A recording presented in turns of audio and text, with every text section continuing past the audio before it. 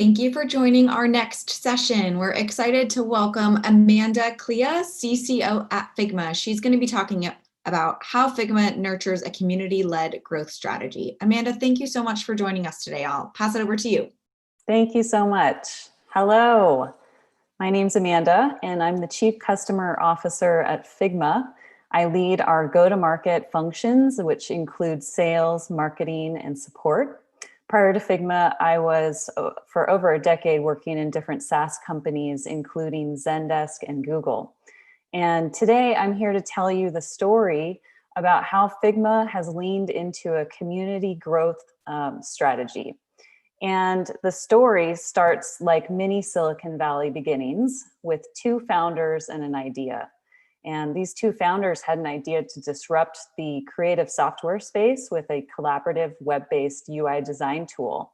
But the problem was they weren't professional designers and they weren't experts at what designers needed necessarily. They knew enough to know that there was a better way to design in a team and the process behind that.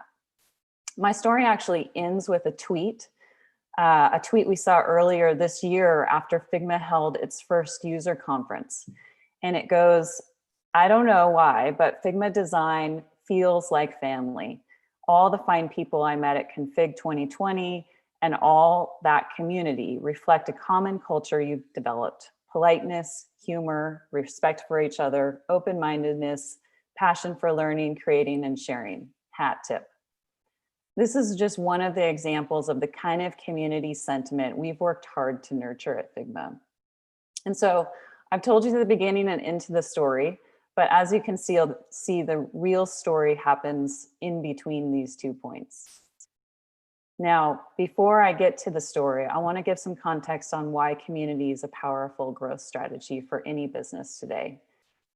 We're in the age of transparency where anything that happens can be and often is tweeted, live streamed, or posted. And the good news is that this level of radical transparency is driving companies to listen more to their customers, their employees, their investors, and stakeholders. And how people get information has changed, and how they communicate. And many people get their information from people they already know or even friends of friends. Today, people have got tools and platforms to make their voices heard that didn't exist even a few years ago. And people share their opinions on products, on things like Product Hunt. They get their questions answered on forums or online reviews. And the rise of these tools came at the same time of the disintegration of media. Now, taken together, these trends have created challenges for companies. They've also created a great opportunity, though, for companies to embrace and empower all the diverse voices who engage with their brand. And all of this directly applies to the strategic approach I want to talk about, which is community-led growth. So let me give you a couple examples. Example one's another tweet. And this designer sharing his view on Figma versus a competitor. And he follows it up with a very authentic clarification that he wasn't paid to tweet this. Now, if you compare this tweet with any kind of what we would call owned content on the figma.com site, we actually have some information on how we compare to some competitors. But I think you'd agree that this tweet wins out on clout compared to any kind of content we might put out ourselves. It's a community-driven, unbiased message that just holds more weight. My second example is an in-depth article that a designer wrote comparing Figma to other tools as well. And he goes into a lot of detail about his analysis and reasons for his insights. And again, Figma didn't ask Ben to write this article. But if you compare it to a piece of earned content, like a professional media story, I think you might also agree this kind of content wins out on clout too. It might not have the reach of a Forbes or a Verge, but it's got authenticity nailed. And in marketing, we talk about owned and earned content. Owned is the content your company produces, and earned is the media content you work for. But I'd like to suggest that one of the benefits of a community-led growth strategy is what I'd refer to as nurtured content. It's different from owned or earned because it's from your community. It's from people who know you really well and they know your product really well. And it's powerful because it's much more similar to word of mouth awareness building than any other marketing strategy you have. Yet it's also scaled because it's online and public. It's greater than one-to-one marketing. So it helps also with your organic search traffic.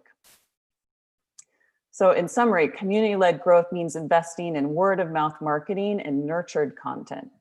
And this starts with creating a genuine relationship with your community.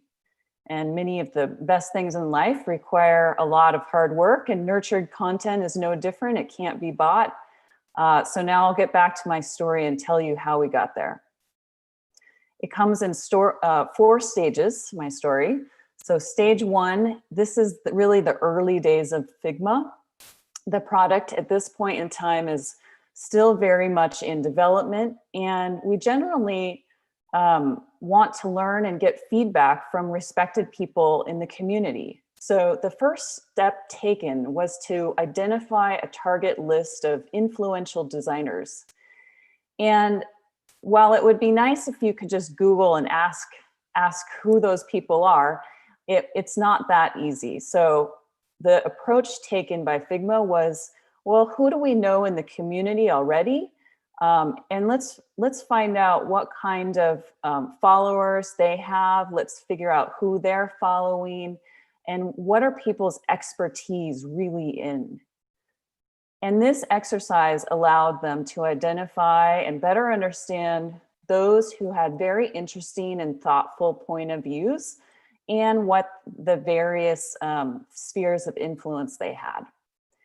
And then they started reaching out to these people, asking if they'd be willing to provide feedback on this product that was in development. And there was a lot of good success reaching out and planting a seed about Figma.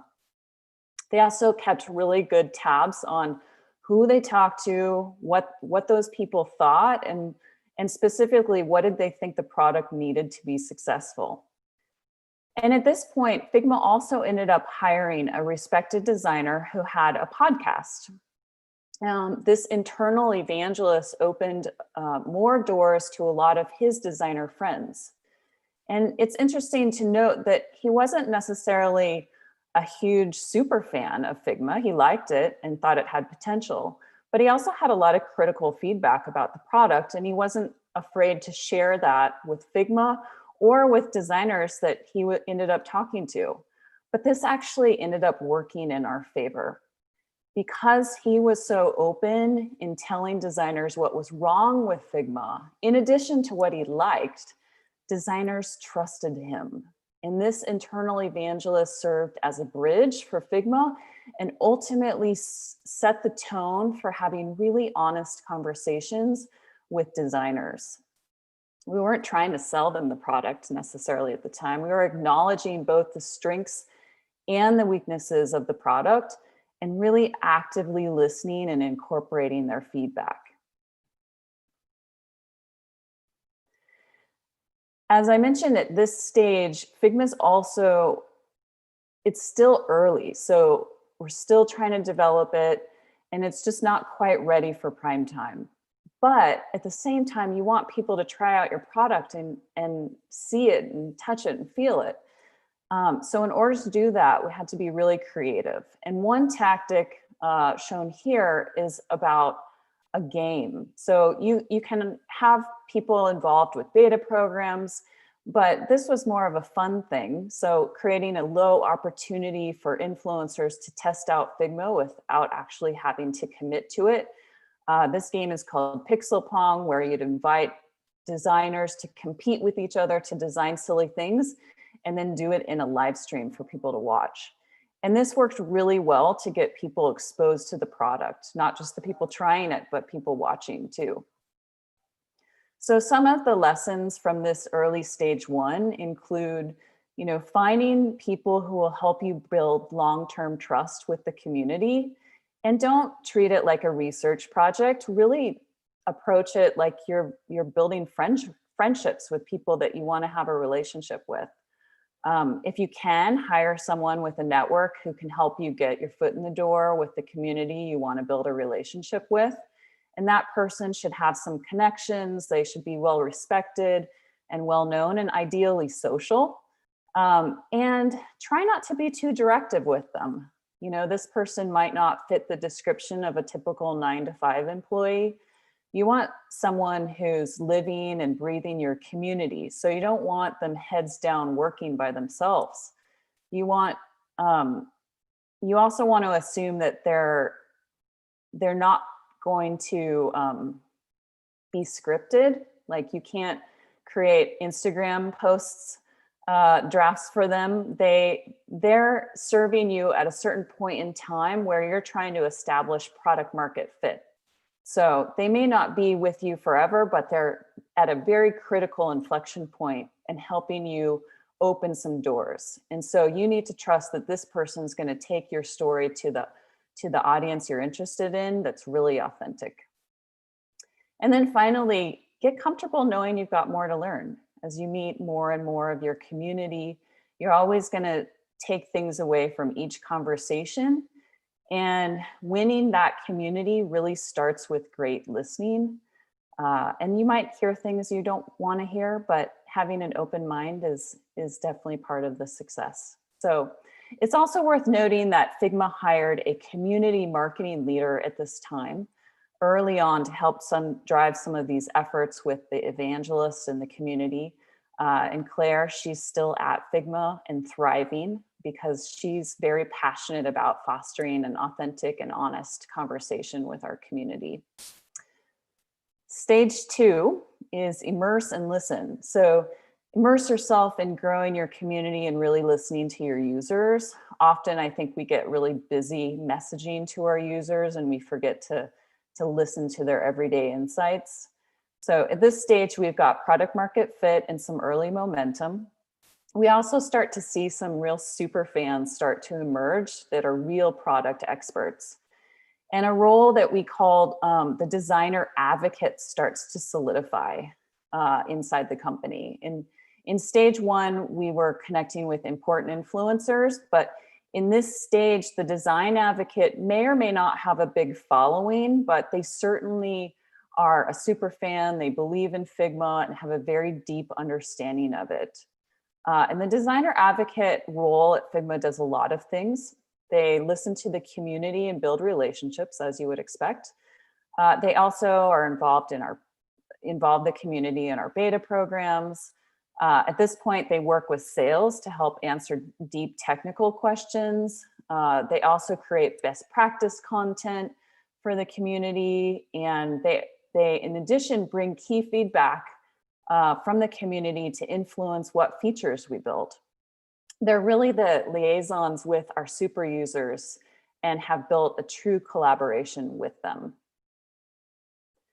At this point, we've also started to put the CEO, Dylan, out on the road, and he flies abroad to meet users around the world. In fact, 81% of our active users are outside the US. So it was really important that he meets some of them face to face. He traveled all over the place. He went to Nigeria, Russia, the Ukraine, Singapore, and Indonesia, to name a few. He came back always with a lot more questions than answers, but super energized with tons of ideas and insights. And for each of these trips that he did, we worked with local evangelists to host the meetup at their place of work and then invite the community, the design community. And it was really inspiring to see how many people would show up to these very informal events. But you know, we also meet up with our community online every day. In fact, Twitter is sort of like one of the water coolers of our community. And part of what's beautiful about it is, you know, we do have an internal social media manager who represents our Figma account, but we also have multiple other people in the company who interact online with our community too. So whether it's people on our design team, of course, our designer advocates, some of our product managers, our support team, our CEO, they all chime in to connect and learn. And in return for that, our community feels like they're talking to employees at Figma and not just a faceless brand. So a real connection's made because the community feels like we're listening and engaging with them one-on-one. At this stage, we also start to see some of that nurtured content start to appear, like I showed you at the beginning. The community is very passionate and they want to share insights on how they think about improving design processes, how they solve design challenges, and of course, how they choose design tools. And we also do some of the same. On our own blog, we share very detailed posts about why we built features, the way we built them, the design decisions that we had to make along the way. We really bring them deep into that process and bring our community along for the ride in that product development process. So much so that they are able to articulate to other people, why did Figma build things a certain way? Or, why Figma's take on line height or shadow spread, for example, makes sense to them. It's also important in this stage that you go back to those early influencers that you initially reached out to and you update them on your progress. It's really powerful to give that personal follow-up even months later saying, hey, I heard you, this is what we went back and did, and I wanted to show it to you again. It goes a long way for creating a loyal brand follower if you're able to do that well. A lot of those early influencers are part of our community today and helping spread the word of how they use Figma and what they think of it. And the community definitely keeps things very honest. They're not always positive about what they think, which can sometimes be a little alarming in a public setting, but it's what keeps it really genuine and impactful too. So stage 2 lessons. At this point, you're still taking a lot of care to personalize things. So you're probably not solving for scale, and that's okay. You're really winning the hearts and minds of people by making them feel heard. And it's hard work and there's not a lot of shortcuts to it. It's also important to be intentional about listening to a broad and diverse set of users. So we put our CEO out on the road as one example of this, but it's not just about top brands using your product. And we're building a product and a company that serves a very diverse set of users. So it's really important for us that we include as many of them as we can to influence the shaping of our own thoughts. So that brings me to stage 3, elevate and amplify.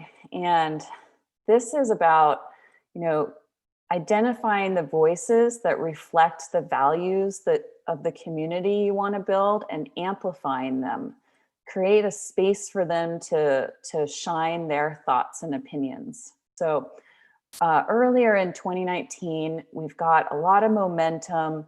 People are moving over to Figma and we're starting to see some really great network effects. The community's achieved new critical mass. And at this point, we're like, it really makes sense to have a user conference. We want to bring our community together in real life. So we picked a name, config, and a date in early 2020. And we put a deposit down on a venue that held 250 people, maybe 300 max. We thought we'd keep it on the smaller side to have the ability to focus on really great content. And then what ended up happening is in October, we finally were ready to open up registration, but we'd grown so much since we first thought that we wanted to do this. And we started to realize we might have to tell a lot of people that they can't come.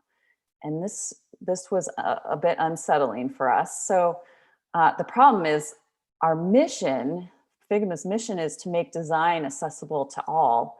And when you have your first user conference and you don't make it very accessible to that many people, that doesn't really gel very well. So we very quickly put a second deposit down on a bigger venue, and we went forward trying to gauge interest to see which venue to go with. So I think you can imagine that we probably chose the bigger one, which is the answer.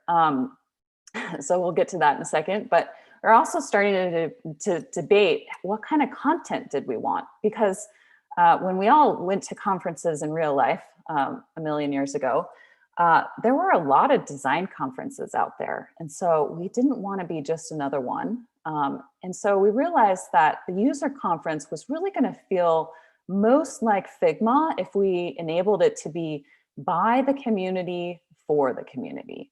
And so how did we do that? Well, this is just part of the afternoon session, but we had a whole day, and the entire afternoon was all represented by users that had raised their hands to speak. So we had put out a speaking proposal form, and within a couple weeks, we got 300 people that said, hey, I want to talk, and this is my topic I'm interested in. So it was quite incredible. We ended up having 1,000 people at the conference. The complaints of the day were long lunch lines and not being able to get into sessions that everyone wanted, which isn't great, but I suppose kind of a good problem to have. Otherwise, the overwhelming feedback was that it felt very Figma and very community oriented. People really appreciated a lot of the details that went into making it that way. And some of those details were pretty basic, such as we were very conscious about putting together a code of conduct that we published and held people to. We also, prior to the event, we started a Slack group and invited all registered attendees so they could start talking with each other and meeting each other. We also invited everyone to contribute to a digital quilt that we collated in Figma, of course, and asked attendees to design a square that represented what community meant to them, which was kind of a fun little collaboration that we did. We also had a very nice mix of geographically diverse voices. We had some experienced speakers, but we also wanted to have new speakers that had never spoken at conferences before. We had a lot of different types of people, different roles, and different topics that they spoke on. So it was very representative of the diverse set of submissions we received. So that's what the story of what finally brings me back to the end, which is that tweet that we got after the conference. And what I like about it is it's just a wonderful confirmation that we're not just building a great product, but also a great brand. Now, I know I said the tweet was the end of my story, but I also said we had 4 stages. So I've got a bonus stage for you because Config was in February. We got very lucky with that date. And we all know a lot's happened since then. So I'll tell you about what's happened since February. Before I get to that though, stage 3 lessons, create a space for your users to deepen their connections with each other, whether that's in person or online. They want to connect with you, but they also want to connect with with each other. And also, elevate the voices that represent not just your community, but the values of your community. And it's very important to be intentional about whose voice you amplify. All right, so stage 4. Our community has been really important during the last several months. People have rapidly started to share how they're adapting to changes. They help each other find jobs, and they provide support to each other in a lot of different ways. So it's not just about us transitioning online, but really the community's been helping each other in a lot of new ways too. And we were just really extremely lucky having a user conference on February 6th.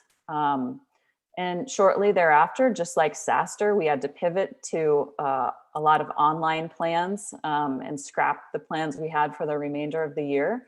But I feel really lucky that we had this community foundation to build on this year. we've really leaned into that foundation by giving users a lot of resources in different ways. So we kept our Slack channel from the user conference active, and we've been getting a lot more active on our social channels. In fact, I mentioned it's our entire team that's involved with social, and so if you track all the impressions of the team, they actually outnumber the Figma design channel by quite a bit. So it's very much a team effort. We also share a lot of the resources that our community creates, and spending a lot of time thinking about what could our community really use during these last few months as people face different kinds of hardships.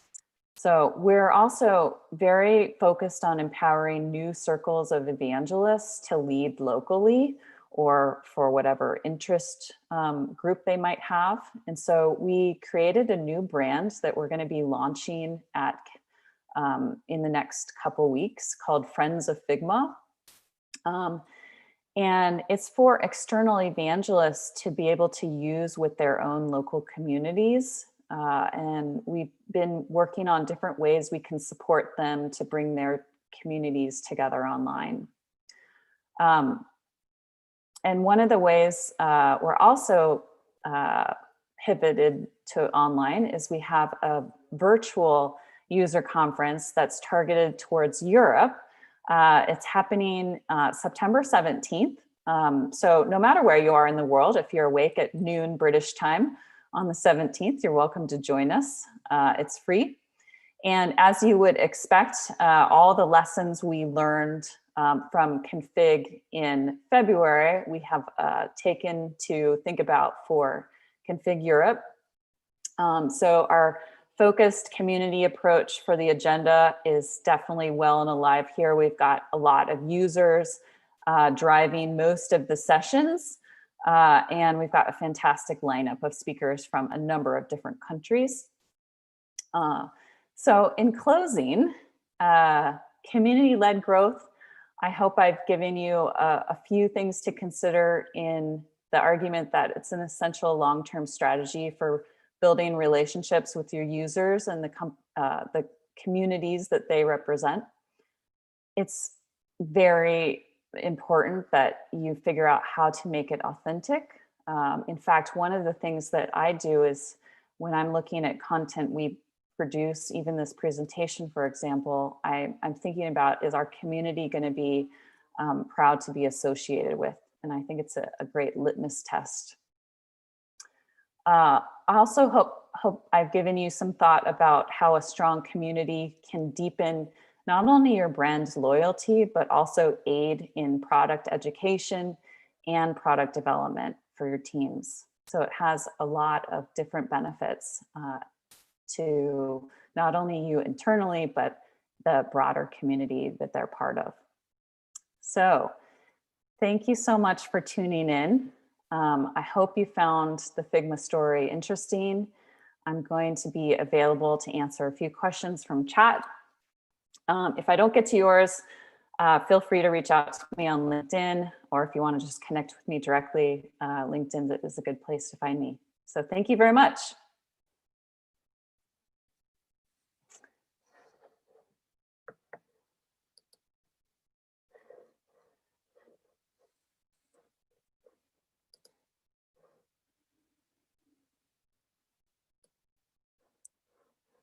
All right, I've got lots of questions here. Let's see.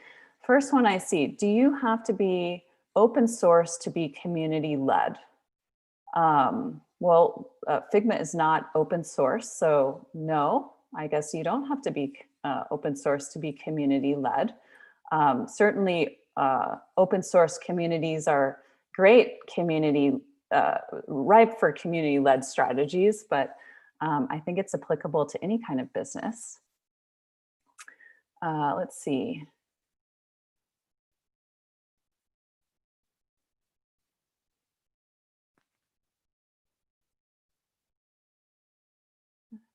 What is the size of the team at Figma that manages the community? So we've got about 250 people at Figma total. And there's community marketing is one of the major pillars of marketing at Figma. So we've got about 8 people on the team right now, if I counted right. Half of them are design advocates and half are community marketers, and do things like help drive our user group program and the Friends of Figma brand that I mentioned. So yeah, that's the size of the team right now. Let's see. What tools do you recommend for building great community? That's a good question. We started using Meetup, and then we recently started to move over to Bevy.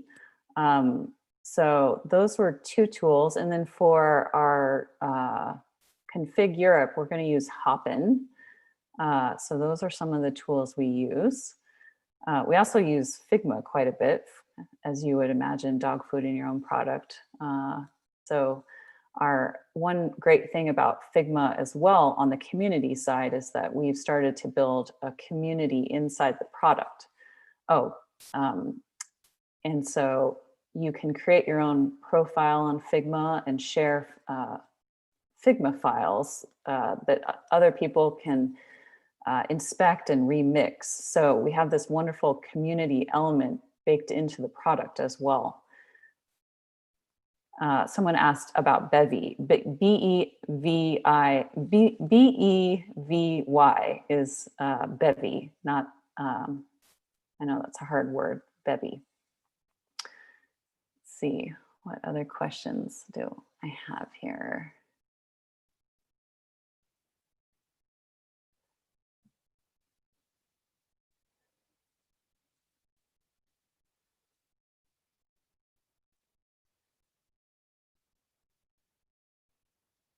Have you experimented with podcasts?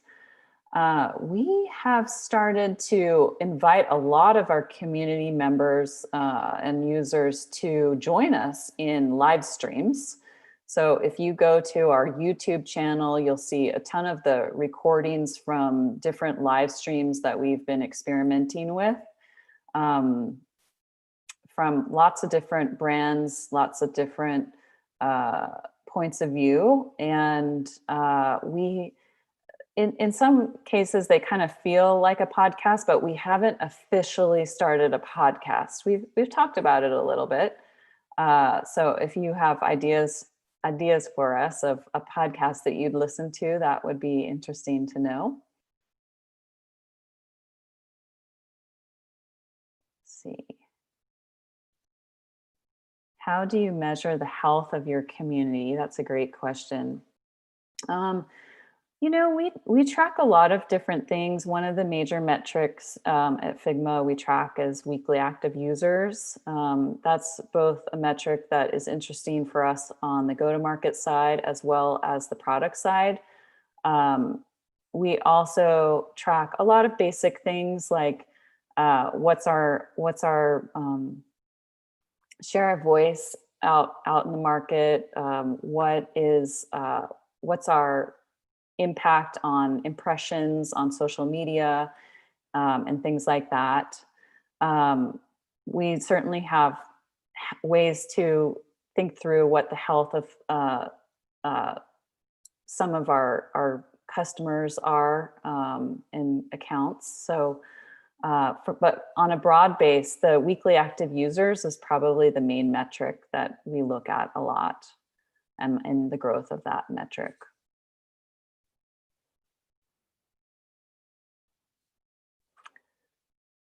See.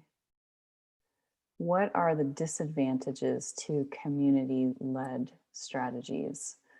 The disadvantages. Well, maybe not all businesses are set up to be community-led. Like, for example, I used to work at a security SaaS company, and a lot of people don't like to talk about what security products they use because they want to keep it secret. And I'd say that might be a harder industry to do community-led strategies for.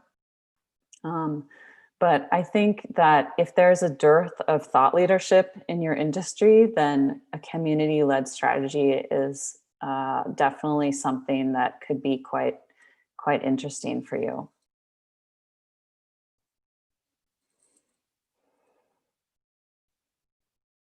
Let's see what else we've got here. Any tips on how to make the sales team be more engaging with the community? That's a good question. Let's see. Our sales team is very engaged with our community in lots of different ways. We do a lot of internal communication of what the community team is doing, and I think that's probably step one, is just making sure the sales team is aware of different things the community is doing. The sales team also helps invite community members to join us in different events that we do. So they end up taking a personal interest in seeing it through. We also tie a lot of the dots together about explaining why we think certain community programs are useful to different people that the sales team is working with. So those are some of the things that we do. Let's see. Do you have any tips for the first community hire? Say you're working with someone who has to first grow their own community as they do their job. Okay. I'm not quite sure what the second part of the question means, growing their own community. But the tips for the first community hire, that's a good question, because I didn't hire Claire, but she's fantastic. She, I would imagine, showed a lot of signs of just being really passionate about the company and what the vision and mission was. So that would be criteria number one.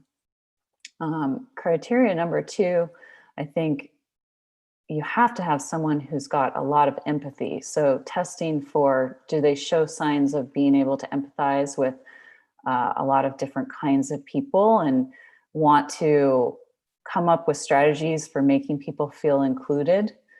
Foster inclusivity is one of our company values, and certainly one of our values in our community. So it's a huge theme that we're always testing for in everyone that we hire. So maybe that's a good starting point, is think about what are the values of that you want your community to have, and then make sure you interview and test for that in your hiring process.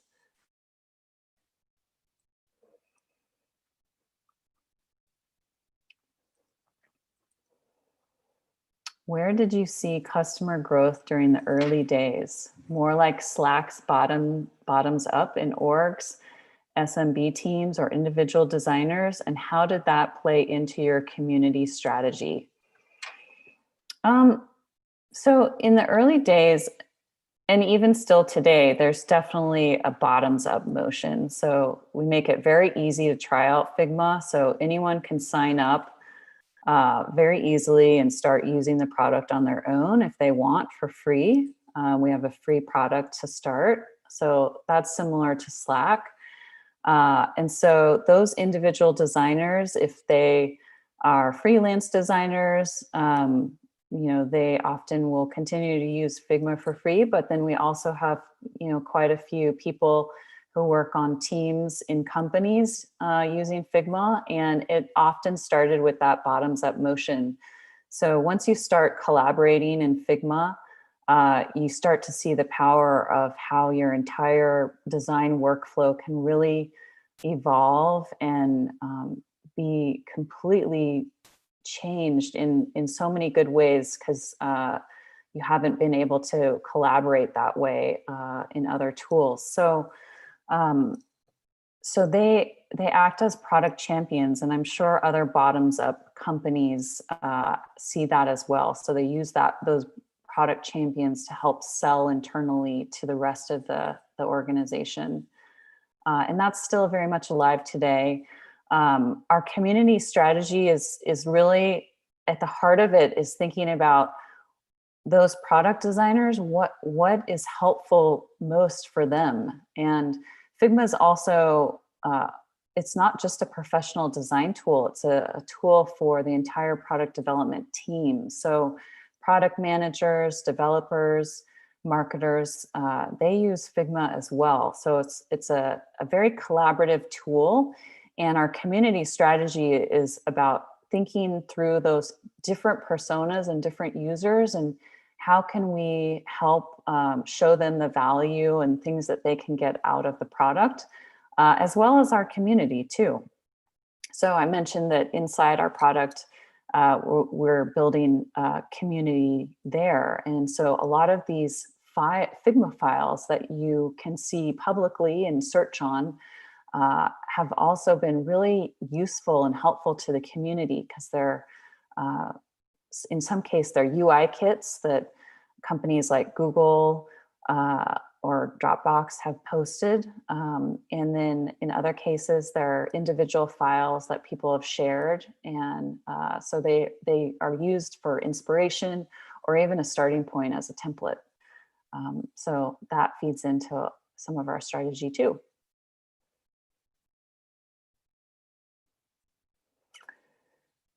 Let's see.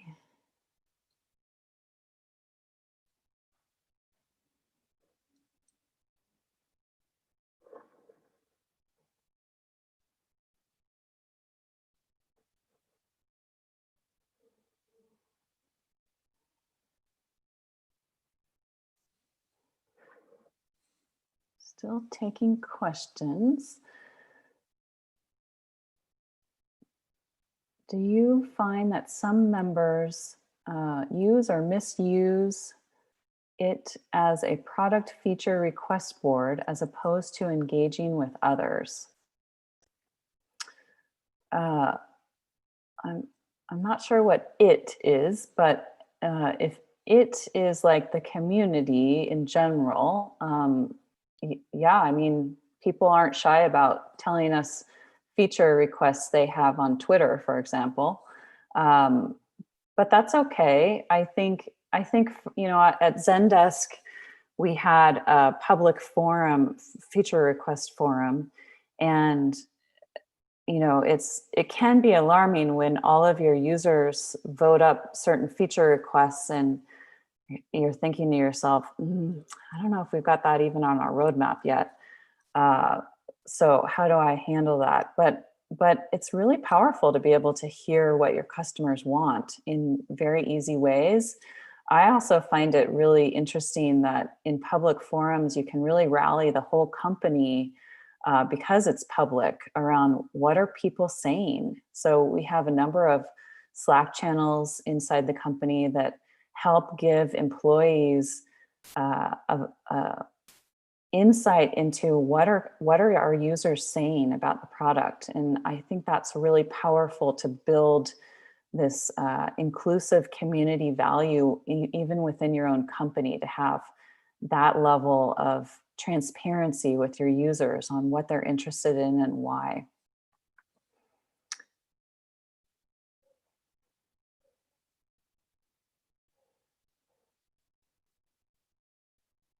Okay, it looks like a lot of people asked about recordings, and SaaStr is all over that. Slides are also available, and I'm not seeing as many questions come in. So if I didn't answer your question, or you want to ask me directly, again, like I said, feel free to ping me on LinkedIn. Would love to meet you, and really appreciate you tuning in and hearing me chat about something I'm passionate about. Amanda, thank you so much for joining us. We really appreciated it, and great to see so many questions coming through. Thanks so much again. Thank you.